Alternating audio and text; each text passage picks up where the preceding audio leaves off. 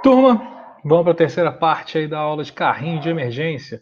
Agora vai entrar aí em alguns protocolos, em alguns processos de trabalho que são importantes, embora vocês vão estar observando, que eu vou estar falando isso durante a aula, que alguns possam ser direcionados para a realidade hospitalar, para a realidade da instituição, e aí eles podem sofrer pequenas modificações, mas em condições gerais, existem alguns processos aí que acabam se tornando um certo padrão no que diz respeito ao carrinho de emergência. Ele deve ser de um armário móvel, que a gente já viu de gavetas, para guardar o material, os medicamentos e tudo que a gente for usar em situação de emergência. Esse carrinho de emergência, na parte superior, na parte de cima ali, tem que ter um desfibrilador, o laringoscópio, os materiais para intubação, pode ser que esteja ou não, aí começa, tá vendo? Opcional. Pode ser que esteja ou não, vai depender do hospital. E os próprios impressos de controle. E na lateral, dos lados, aí não se sabe se lado esquerdo ou direito, depende do tipo de carrinho que o hospital tem, a tábua para fazer a compressão, a massagem cardíaca na RCP, o suporte de soro, o cilindro de oxigênio, tá? E as gavetas com os medicamentos, igual aqui. A haste para a sustentação do carrinho, para você empurrá-lo, que está na lateral, inclusive. Gavetas para você conter aí os materiais e medicamentos, gavetas de abertura lateral, desfibrilador na parte superior, cilindro de oxigênio na parte lateral e traseira e o suporte de soro. A prancha provavelmente na parte de trás. E os medicamentos vão ser utilizados aí conforme as gavetinhas. Medicações na tarja vermelha na gaveta, separados na tarja amarela quando for medicamentos para condição circulatória, tarja verde para complicações respiratórias e azul para a condição do cateterismo vesical e sondagem nasogástrica e, claro, soluções e outros diluentes possíveis de serem utilizados. O carro de emergência deve estar posicionado no lugar estratégico e de fácil acesso e mobilidade. Por que eu falei que vocês iam lembrar da sala de recuperação pós-anestésica lá de cirúrgica? Porque é preconizado que dentro do centro cirúrgico, aí eu vou considerar no mínimo que se tenha um carrinho de emergência para o centro cirúrgico, no mínimo, e um para a sala de recuperação pós-anestésica. Então esse é um padrão que é utilizado. Então ele tem que estar no lugar onde eu posso acessá-lo, onde eu posso pegá-lo facilmente. A quantidade varia de acordo com o número de leitos, o número de clientes que são assistidos, o número de pessoas que aquele hospital atende, e as gavetinhas têm que ser identificadas para poder facilitar aí a manuseio desses materiais, desses medicamentos. Aqui é outro modelo. É o que eu falei, carrinho de emergência, cada modelo é um. Mas o que, que é um padrãozinho para todos? Base superior, o desfibrilador. Esse aqui ainda tem aqui, ó. Lembra disso aqui? O que, que é isso aqui? Hã? E aí? Galera do fundão lá, cadê? E aí, lembra? Eu sei que vocês lembram, eu sei disso. Tá aí a galerinha da frente aqui, é essa turminha aí, ó, que fica aí, ó, moscando ali perto da janela. Eu tô de olho, perto da porta lá, eu tô de olho, eu sei, vocês ficam achando que não, mas tô lá. Então aqui, ó, um oxímetro para colocar ali, ó, e medir a saturação de O2.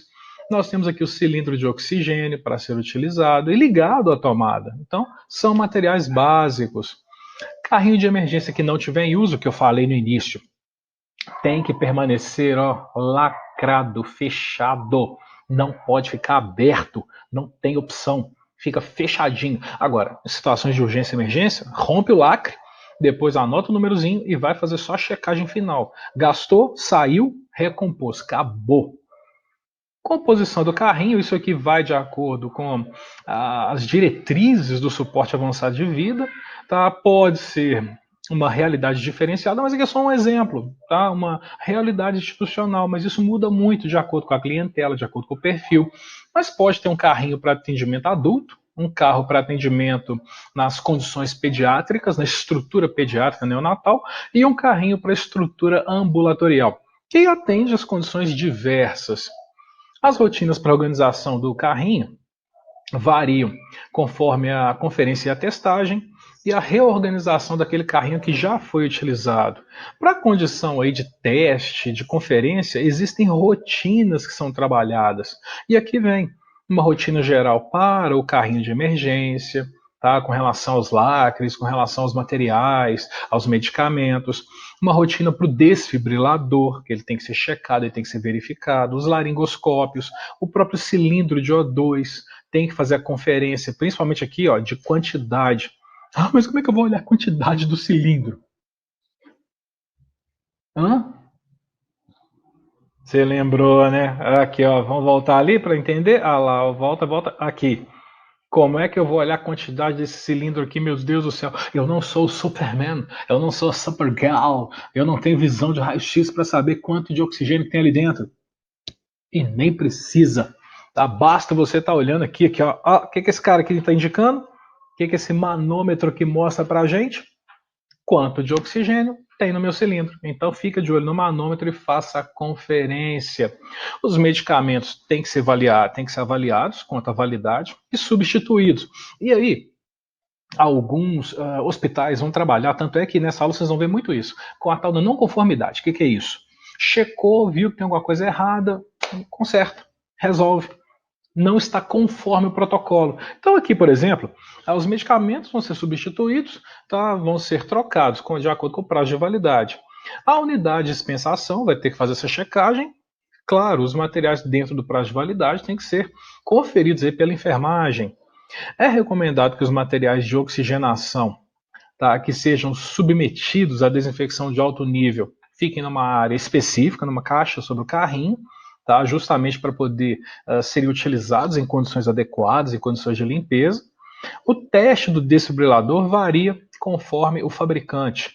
Ah, mas como é que eu vou testar isso? Olha o fabricante. Lá vem as instruções de teste. Tá? Você não vai testar desfibrilador pegando alguém lá. Pega seu coleguinha, né? Você vai pegar seu coleguinha, vem cá, deixa eu testar desfibrilador em você. Aí chega lá nele, dá um chocão. Não vai fazer isso. Tá? Então você vai testar de acordo com o que o fabricante fala. O desfibrilador deve estar conectado à corrente elétrica continuamente para manter a bateria carregada. Ah, tiver algum erro, setor de manutenção. Se tiver algum problema, área de manutenção para fazer a conferência. Laringo, olha a lâmpada, o cabo e a lâmina e a própria limpeza do material. Se tiver alguma falha, vai fazer a manutenção, vai fazer a troca necessária. Laringoscópios vão variar de acordo com a faixa etária, né, a condição da quantidade de lâmina, se vai ser reta, se vai ser curva. Isso vai de acordo com os pacientes que vão ser atendidos no serviço.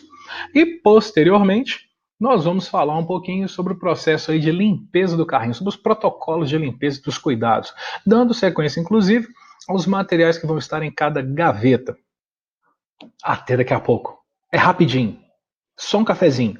Aí a gente volta. Abraço.